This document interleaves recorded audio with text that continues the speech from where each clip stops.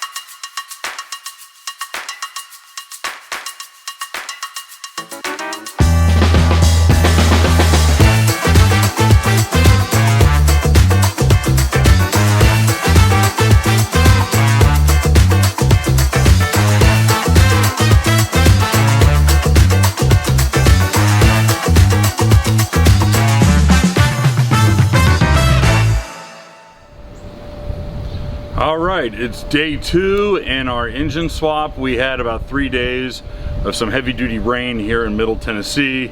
That slowed down the process. It also pretty much hosed down the whole driveway, making this even more uncomfortable. Unfortunately, we are looking at really ugly temperatures. We are, let's see if that'll focus. That is 36 degrees here in Tennessee. So not exactly ideal conditions. We got to get to work. We don't like letting any grass grow when it comes to getting a full powertrain and restoring the dashboard, full exhaust system, which just came in from Flowmaster and Holley. Very excited about that. We're going to be using their You Build It kit. It's effectively their American Thunder kit that they have, but they basically give you all the bits and pieces, kind of like a giant erector set for you guys with gray in your beards to remember what an erector set is. But they sent all the parts out, including their Series 70 mufflers, which are really neat. They typically are used for guys who are doing big fifth wheel long haul pulls, like you see those guys in a Cummins pulling 3 or 4 cars on a gooseneck trailer. They're using those Series 70 mufflers. It's basically the Series 50 performance muffler with a resonator built into it. It's a big long muffler. It's it's pretty substantial. This is going to allow us to run a very nice muted baritone, kind of a growl of an exhaust system. We really don't want to get that choppiness that we heard out on the dyno. Again, the idea is to keep this car really civilized on the street And when we really put our foot into it and open up the secondaries on that VRS 850, you'll finally hear it kick on and really rumble. But for the most part, we just want the car to have a good baritone to it, and that's what those Series 70s are going to do. We did go with the 2.5 inch. The guys at Flowmaster really wanted me to go to 3 inch. I felt that was a little too much for what we're doing. It's only 505 horse and 556 pound-feet of torque. All that being said, we also are running the Schumacher Tri-Y headers. They're a shorty header that hug the block really well, and those have a 2.5 inch primary. Felt no reason to go from 2.5 inch to 3 inch. You're not gaining any performance. You might get some sound, don't get me wrong, but again, we're trying to keep we're trying to keep it mellow. So, first and foremost, we got the cargo blanket covering the necessary spots. We're gonna get the hood off, put it inside for the time being. It'll probably be a few weeks that it's off while we detail the engine compartment. We're gonna pull the 318 and the 904 out, and then once we go through, clean up the firewall, Mike Wilkins wants to jump in and help us do a little bit of body work and a little bit of paint, and that's gonna be awesome. We also have the Borgeson power steering box. We're gonna do a big upgrade with that. Our box was leaking. It wasn't worth the rebuild, especially when the Borgeson has the close ratio and is just a lot smoother than rebuilding the factory box. So we're going with Borgeson on that one. We're also getting everything set up for the Vintage Air upgrade. There's not a lot of parts available for the C-body when it comes to restoring the air conditioning, and quite frankly, if we could shave off a good 50 to 60 pounds by going with the lighter weight Vintage Air, we're gonna do it. So that's something else that we're doing. So again, big step for Marsha, big moves forward. We also have some big news coming up on the dashboard, and that's going to be in another video. But for now, let's get this hood off and let's get this powertrain out of the car. So a little trick that I was taught by Mike Wilkins a long time ago when it comes to taking off your hood and then putting it back the way that you've already had it measured, and then let's say our gaps are perfect and you're really happy with the hood alignment, I should say, but you got to take the hood off. Like in our case, we're pulling the engine. There's a really neat and very easy way to ensure that your hood's going to be aligned every single time. And what Mike actually suggested was taking a small drill bit and just a regular nail, and you drill right through the hinge into the hood, and you use this as an alignment key. We're going to show you right now.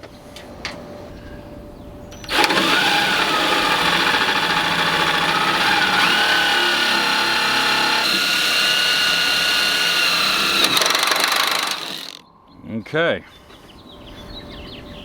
let's take our nail right in. So again, why do this? It's actually just for ease of alignment. So all you do is you have your nails put right through your hole. Okay, it's a nice snug fit. Don't have to go too crazy.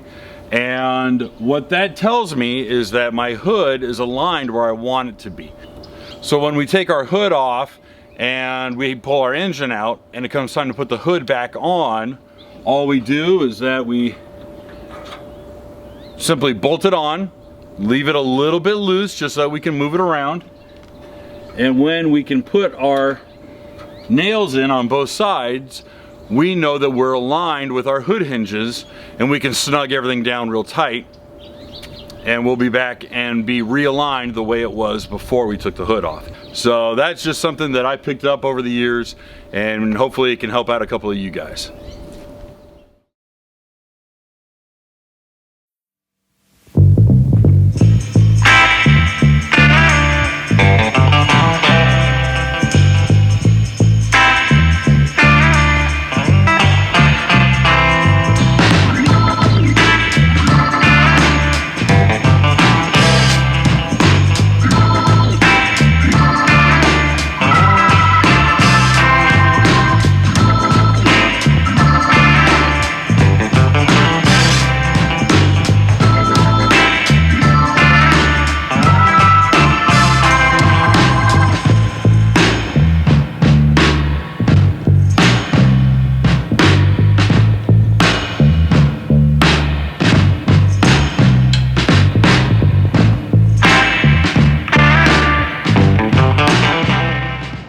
wife to help me pull the hood off. Gotta say, guys, marry a woman who can help you carry a couch. That was really helpful. I'm gonna double check the last bit of wiring, make sure that I haven't forgotten anything. I know my kickdown linkage I need to remove, and I'm gonna remove the ABS carburetor and a couple other little things, and then we'll pull it out.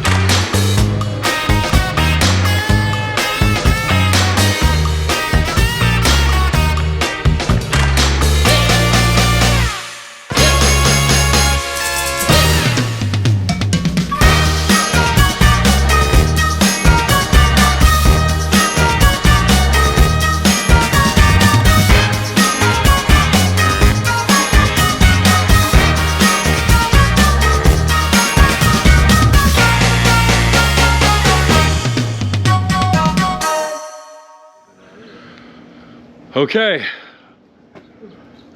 Amazing help from Jim. We got the 318 and 904 out of Marsha, and to be honest, I'm not gonna say easy, but you know, apart from, you know, honestly my Harbor Freight cherry picker not being long enough, that wasn't much of a fight. I mean, I was really expecting, you know, things could go really bad. But let's walk around this original 318, show you how beat up it was.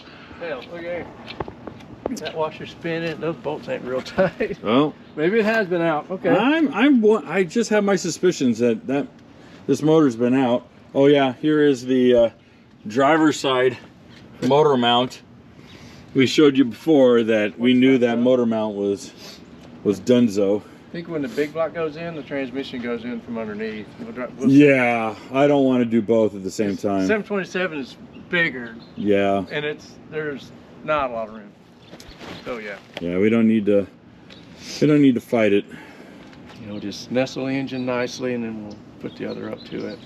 You guys saw, in order just to get the clearance, just for the angle, we had to take that big old fatty compressor off. That's all that was holding us. Well, that and that pulley. Yeah, the pulley helped a lot. The pulley really got us over the core. Yeah. And to be honest, we didn't even hurt the core. No. I was trying to keep a light balance up. I knew it was. Well, Dave Chamberlain will be happy that we didn't ruin this paint job. Yeah. It came out still looking nice, so that's good. Yeah, I did underestimate how much ATF was left in the... Yeah, messy Marvin here. Yeah. But yeah, now next is painting the subframes, cleaning that all up, changing to the Borgeson box, and then cleaning up the firewall. Obviously the vintage air stuff is going to replace all the factory lines, and then we'll have to take the box off and see what it looks like from the other side. Yep. And then, as you can see, I've got some corrosion up here and a little bit down there, and that's just not pretty. That's gonna have to get cleaned up.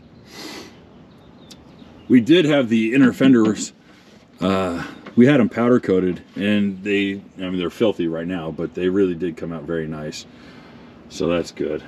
And then I've got the Schumacher motor mounts. Whew.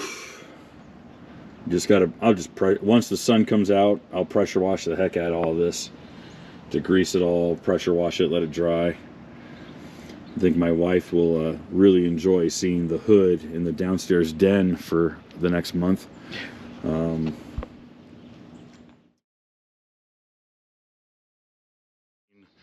We are sitting in the engine compartment of Marsha, and I didn't take a lot of photography or video at all of us taking the AC out, primarily just because we didn't really know what we were doing. We didn't know what parts we were going to save. We really didn't know how far we were going to go this day.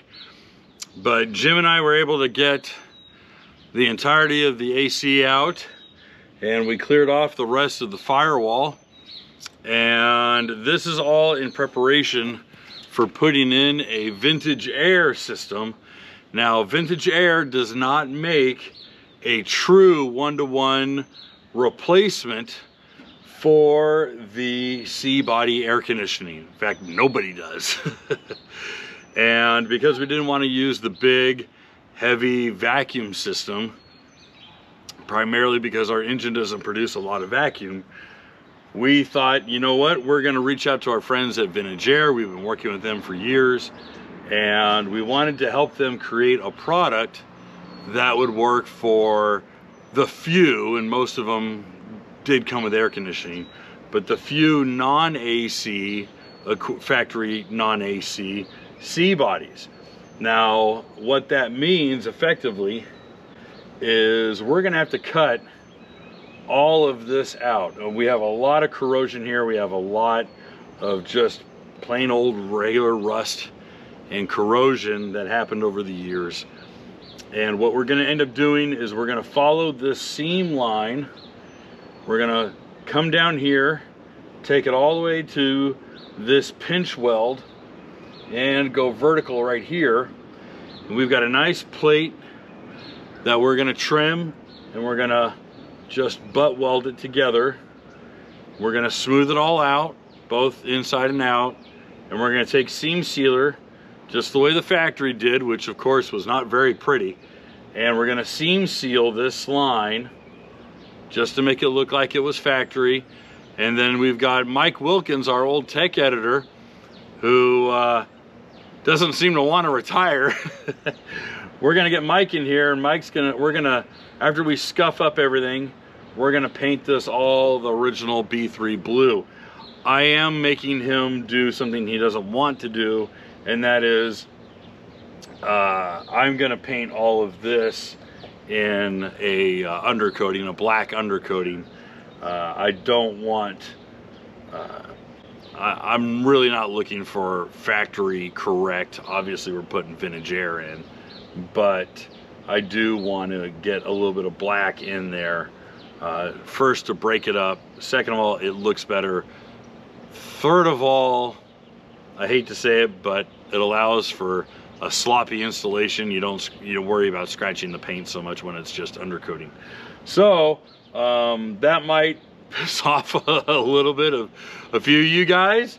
Sorry, but this is going to be a good enough.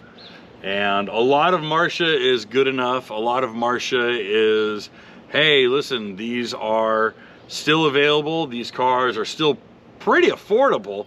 You can get a reasonably straight and reasonably unmolested car for less than $5,000 for sure. I mean, we got this car at $3,200, and it was rough, don't get me wrong. There was a lot to Marsha that needed to be fixed, but for a driver, it was a good driver. And had we not gone totally bananas with the engine, I think it would have been a really good, just slam it together, get it going. But I'm my own worst enemy, and I always take things too far. So here I am patching up the firewall just like I did with the Charger 18 years ago, 17 years ago. I can't leave well enough alone. So anyway, I'm gonna use the descaler. These nice little metal fingers come in here and knock out a lot of scale. I'm gonna kind of run over most everything just to break it up. Then we're gonna cut the firewall. We'll patch the firewall, and then I'm gonna go over everything with the wire wheel to really rough up the paint, kind of get down some of the worst areas. We have a lot of sporadic cancer around the brake booster. We're gonna have to deal with that as well. I'm probably not gonna metal patch that. I might just do some fiberglass.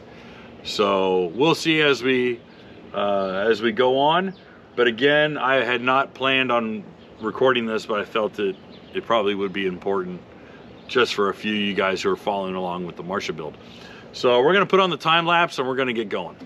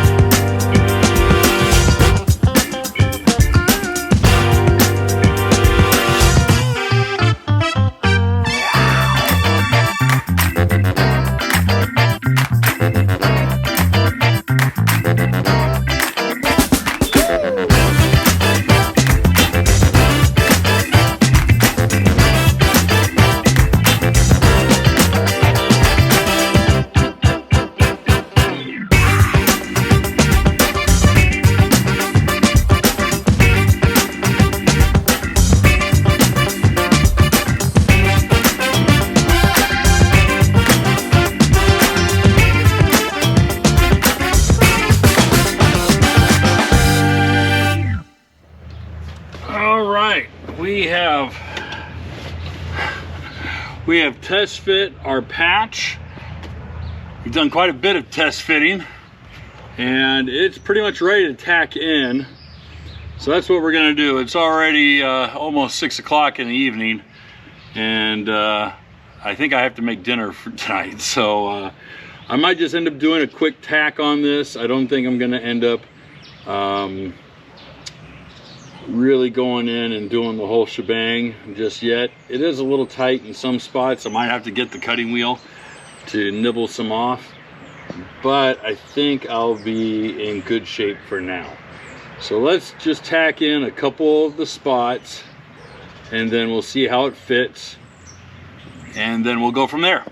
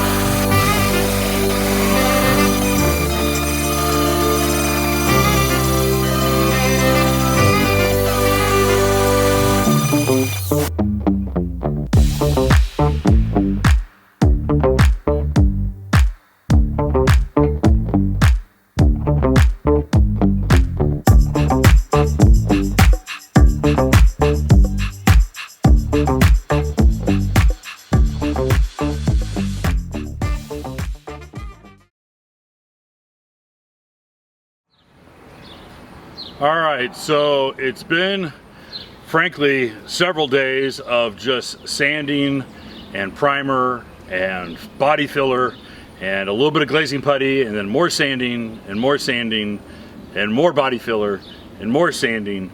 And you guys who've messed with bodywork know it's literally hell. So we've been working a little too hard on smoothing out the firewall. Obviously, the original plan to just adapt one of the vintage air systems onto a C-body required a lot more effort, and quite frankly it required a clean canvas, and that is in the way of a flat firewall. So we welded up the firewall, patched up all the holes, smoothed it all out, and now we're working with something very similar to what I had with the Charger about 20 years ago. So finally, after all this effort, we're ready to lay down a little bit of primer, and with any hope, get some paint down today. And we're really excited to bring Mike Wilkins out of retirement to wear this poor guy out again and have him crawl inside the engine compartment of the Fury and lay down some primer, lay down some paint, and get this looking right. Because quite frankly, he was talking me out of painting the whole dang thing black. I would have just painted it black and called it a day. And I know a lot of you guys would get really mad at me if I really did that. But I just don't care. At this point, I just want to stab the engine in and get it running again. But Mike was like, absolutely not. You're not painting it black. Get all that Chevy crap out of your head. We're doing it right. So I'm glad he's here. So we're just gonna do a couple test shots, see how everything lays down, and then we will get into laying down primer, letting that kick, and then mixing up some paint. All right, so that primer gets reduced 4-to-1. And what's special about this primer? It's a two-part 2K primer. Okay. It's not epoxy, but it's a 2K primer rather than just a lacquer primer. So this is obviously for guys who don't know, or maybe guys looking to go a little bit quick and easy. This is far superior to anything you're going to get out of just a rattle can, right? Oh yeah, by far. Now, why is that? Because rattle can you can't get but just light coats on.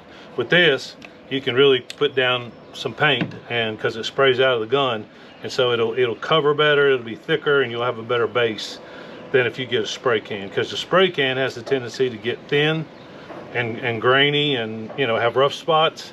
When you spray it out of a gun, it just completely covers everything, goes on wet. When it dries, you got a smooth subsurface. Okay.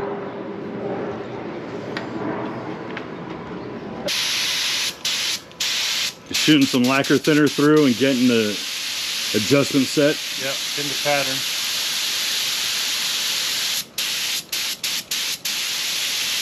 What are you looking for when you look at the pattern?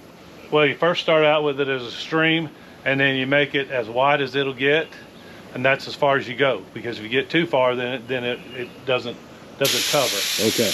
You can see the pattern right there. See the fan. Right.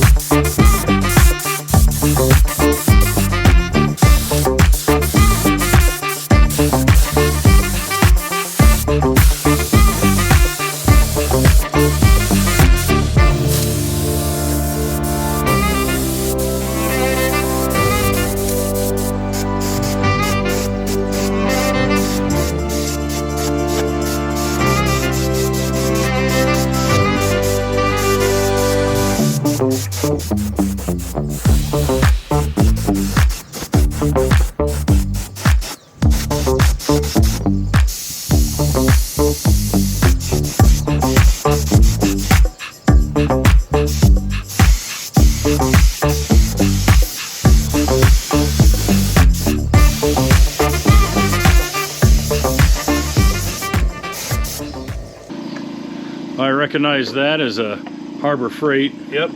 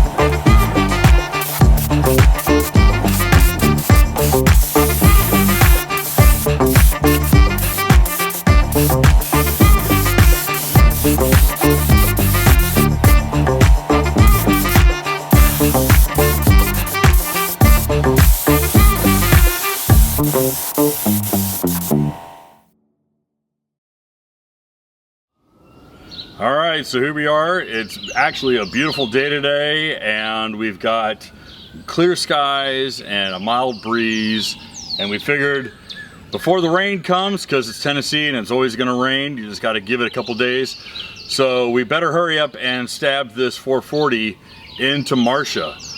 As you've already seen, we've already detailed out, sealed up the firewall, patched up what rust we had to find. Mike Wilkins came in, helped us prep and paint the firewall as well as the core support. We went and treated Pour 15 over the frame rails, the subframe, and we also went over it with just a little bit of a spray bomb to just kind of fill in the cracks where we missed. So everything is all dry, everything is settled, and we're ready to drop our 440 in. As we've detailed in previous videos on this engine, we also paired up with Schumacher Creative Services. They provided us a set of the conversion motor mounts to help us put the 440 into the C-body, as well as these tri-Y headers. These are a mid-length header or a shorty header, and what these allow us to do is, first, they hug the block really tightly, and it allows us to run a pretty complete exhaust system, but with the performance of a tri-Y header. That has been proven previously in other magazine articles over many years. So we went ahead and backed off the torsion bars just to lower the front a little bit. We will have to tighten them up as we put the weight of the engine in the front of the car. That's to be expected. But we wanted to get this engine as much clearance as humanly possible over the core support. Couple things we're also noting here. We're looking for fitment. We're making sure that obviously the motor mounts fit, making sure that the headers fit. More importantly, we're worried about our oil pan. The oil pan's a little bit of a guess. Most people online told us that a performance A-body pan would also fit a C-body. We're gonna find out today. If it doesn't fit, we're gonna have to pull the pan and we're gonna have to find a replacement pan. So for the time being, we're gonna go with this setup, see how everything goes, and cross our fingers that we don't encounter any hang-ups or any snags.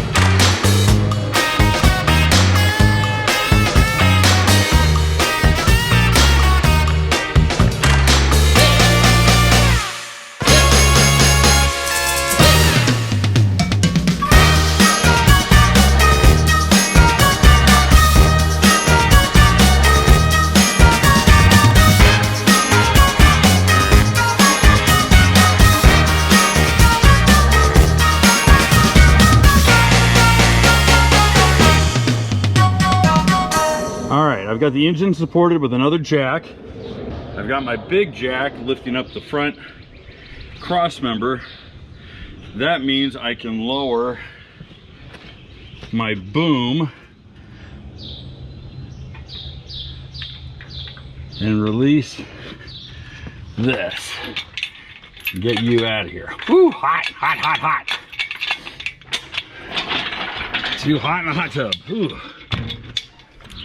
Let's see about putting our bolts into our motor mounts.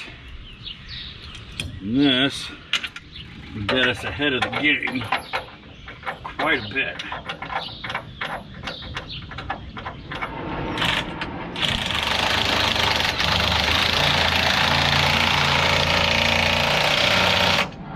Okay, that's good. One's in. Let's see what the other side looks like. But as long as we get these in, it's gonna be a lot easier to balance it out. Oh my gosh, we're lined up perfectly. Get out of here. That's so nice. Okay.